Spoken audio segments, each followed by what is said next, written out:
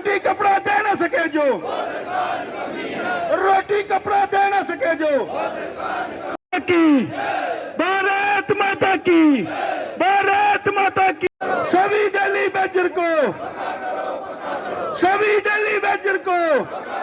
नमस्कार, आप सभी का स्वागत है एक्सेलशियर न्यूज में। पीएचई डेली वेजेस की बात करें, लंबे समय से वो जद्दोजहद कर रहे हैं, लंबे समय से अपनी रेगुलराइजेशन की जो है मांग सरकार से कर रहे हैं। हालांकि सरकार ने जो इन्हें आश्वासन भी दिया था, और जिस तरह से बजट सत्र की बात करें तो वहां पर जो है कमेटी के गठन का इन्हें आश्वासन दिया गया था, और 6 महीने के भीतर जो कमेटी गठित की गई थी वो अपनी रिपोर्ट जो है उसे प्रस्तुत करनी थी। लेकिन आज 7 महीने से अधिक समय हो चुका है और वो कमेटी जो है अभी तक अपनी रिपोर्ट जो है प्रस्तुत नहीं कर पाई है। एक बार फिर से जो है विरोध प्रदर्शन किया जा रहा है। एसआरओ 64 को लागू करने की मांग की जा रही है, रेगुलराइजेशन की मांग करें, पेंडिंग वेजेस की मांग करें, या फिर जिस तरह से इनके वेजेस हैं उसमें इजाफा करने की बात करें। इन तमाम मुद्दों को लेकर एक बार फिर से डेली वेजर जो है सरकार से गुहार लगा रहे हैं।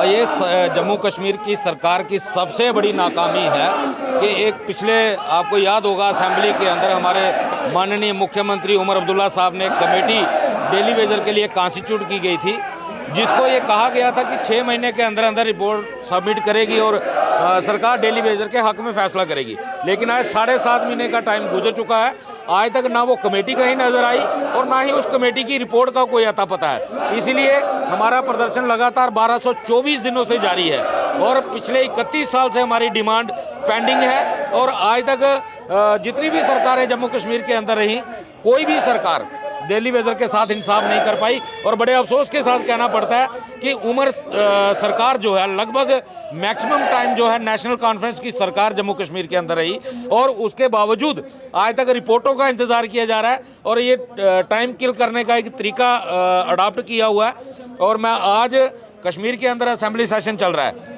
मैं तमाम जितने भी हमारे अपोजिशन के लीडर्स हैं उन सबसे ये रिक्वेस्ट करूंगा कि सरकार को मजबूर करें कि सरकार उस रिपोर्ट को टेबल करे जो कमेटी 6 महीने पहले सरकार ने डेली वेजर के हक के लिए बनाई थी। जिस तरह से अगर हम रेगुलराइजेशन की बात करें तो हाल ही में जो है उमर सरकार द्वारा कदम उठाया गया, कुछ विभाग के अधिकारियों को, जो कर्मचारी हैं, उन्हें रेगुलराइज किया गया। तो आपको लगता है कि कुछ उम्मीद जो है आपके डिपार्टमेंट में भी बन रही है?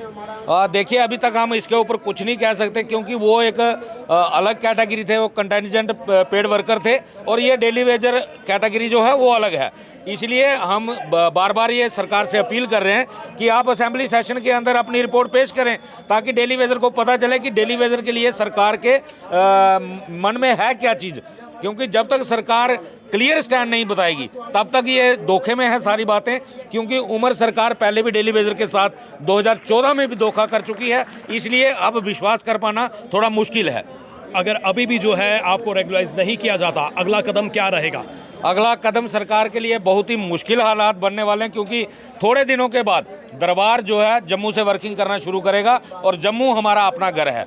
और अगर हम सरकार को कमेटी बनाने के लिए मजबूर कर सकते हैं, तो अगर ऊपर वाले ने साथ दिया और लोगों ने साथ दिया तो इस सरकार को रेगुलाइजेशन पॉलिसी भी देनी पड़ेगी। हम नहीं चाहते कि हम सड़कों पे आके जनता के लिए परेशानियां क्रिएट करें, लेकिन अगर सरकार की यही मंशा है तो पीएचई एम्प्लॉय यूनाइटेड फ्रंट उसके लिए भी तैयार है। हम फिर से नहीं हैं, हम 22 जून 2022 से लगातार प्रोटेस्ट प्रोग्राम पे हैं और सरकार से अपने जायज़ हक मांग रहे हैं। हमारी पहली डिमांड जो SRO 64 का रेगुलाइजेशन है, दूसरा जो 460 करोड़ की शक्ल में पेंडिंग है, उसके अलावा लेह लद्दाख यूटी का रेट जो एक ही हम स्टेट थे और उसके बाद 2 हिस्से हुए, 19 बाद 5 अगस्त 2019 के बाद उनके रेट बढ़ा दिए, उनको रेगुलेशन दे देगी, लेकिन हमें नहीं। हम अपना जायज़ हक मांग रहे हैं और पिछले 30-31 साल से जितनी सरकारें आई इन्होंने हमें लार लपा दिया, आज कल सुबह शाम। इसीलिए उमर साहब ने भी 7 मार्च को बजट सेशन में ये कहा कि आप लोगों ने मुझे 5 साल के लिए चुना है। जब किसी मीडिया साथी ने उनसे पूछा कि आपने डेली वेजर के क्या किया, तो उन्होंने कहा जी आपने मुझे 5 साल के लिए चुना है। फिर हमने 10 मार्च को एक जबरदस्त प्रोटेस्ट किया, असेंबली का घेराव किया और 11 तारीख को उमर साहब को मजबूरी में एक कमेटी को अनाउंस करना पड़ा, जो कमेटी 6 महीने का टाइम था, वो कमेटी 6 महीने में अपनी रिपोर्ट देगी, ये गरीब लोग कैसे रेगुलाइज हो जाए। लेकिन उसके साथ एक कमेटी और बनी थी, उस कमेटी की चेयरमैनशिप लीडर अपोजिशन कर रहे थे कि एमएलए की सैलरी हाई कैसे करनी है, तनख्वाह कैसे बढ़ानी है। उसकी रिपोर्ट आ गई, उनकी तनख्वाह बढ़ गई, सीडीआर बढ़ गया, नई गाड़ियां मिल गई। लेकिन ये जो लोग सिस्टम चलाने वाले, जिनको बैकबोन कहा जाता है, रीढ़ की हड्डी कहा जाता है और क्या क्या कहा जाता है, कोरोना वायरस सर्टिफिकेट दिए जाते हैं, फ्लैश फ्लड हुआ तो ये लोग काम कर रहे हैं, इंडो पाक वार हो ये लोग काम कर रहे हैं, मिलिटेंसी हो ये लोग काम कर रहे हैं। जैसे कि आश्वासन जो है माननीय मुख्यमंत्री ने दिया, कैबिनेट के साथियों ने जो है आपको आश्वासन दिया, क्या आपको उमर सरकार पर विश्वास नहीं है? मेरे भाई, मेरे आश्वासन से मेरा पेट और मेरी प्लेट नहीं भरती। मेरे बच्चे उस आश्वासन से स्कूल नहीं जा सकते। मेरे बूढ़े माँ बाप के लिए दवाई का इंतजाम वो आश्वासन नहीं करते। हमें आश्वासन नहीं चाहिए। क्या ये जितने एमएलए आज असेंबली में बैठे हुए हैं 89 के 89, क्या इनको ज़्यादा ज़रूरत थी इनकी सैलरी हाई की? ज़्यादा ज़रूरत हमको थी, और हम तब मानते कि हम किसी आज़ाद मुल्क में रह रहे हैं कि ये एमएलए साहबान बोलते नहीं हमारी सैलरी ना बढ़ाओ, पहले सैलरी इनको रेगुलर करो, गरीब लोगों को जो पिछले 30 साल से लगातार जदोजहद कर रहे हैं। असेंबली का सेशन अभी भी जारी है, क्या कहना चाहते हैं आप, क्या अपील करना चाहते हैं? बिल्कुल हमारी तमाम एमएलए साहबान को अपील है कि अगर आप इंसानियत है, अगर आप डेमोक्रेसी में विश्वास रखते हो, तो आज हमारे पे जो बिल लाया जाएगा उसमें वोटिंग करके हमारे हक में SR 64 के सारे बेनिफिट देने वाले एक पॉलिसी लाई जाए।